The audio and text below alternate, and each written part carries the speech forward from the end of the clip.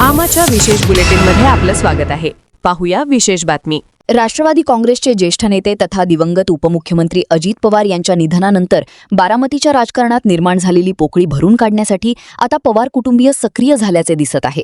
बारामती विधानसभेच्या पोटनिवडणुकीत सुनेत्रा पवार यांच्या मोठ्या विजयानंतर पवार कुटुंब पुन्हा चर्चेत आले असून आता अजितदादांचे धाकटे चिरंजीव जय पवार यांनी जनता दरबार सुरू करत नागरिकांशी थेट संवाद साधण्यास सुरुवात केली आहे.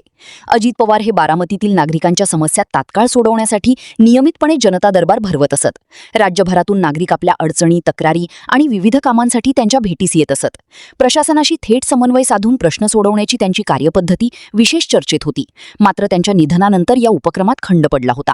आता जय पवार यांनी अजितदादांची ही परंपरा पुढे नेत दर गुरुवारी सकाळी 11 ते दुपारी 3 या वेळेत बारामतीतील सहयोग निवासस्थानी जनता दरबार सुरू केला आहे.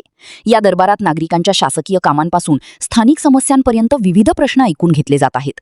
संबंधित विभागांशी संपर्क साधून समस्या मार्गी लावण्याचा प्रयत्न केला जात असल्याची माहिती आहे. दरम्यान जय पवार यांनी अलीकडच्या काळात विविध सामाजिक आणि राजकीय कार्यक्रमांमध्ये सक्रिय सहभाग वाढवला आहे. कार्यकर्त्यांशी संवाद, नागरिकांशी संपर्क आणि आता जनता दरबाराच्या माध्यमातून त्यांनी जनसंपर्क मोहिमेला वेग दिला आहे. त्यामुळे भविष्यात बारामतीच्या राजकारणात जय पवार यांची भूमिका अधिक प्रभावी ठरणार का याची चर्चा राजकीय वर्तुळात रंगू लागली आहे.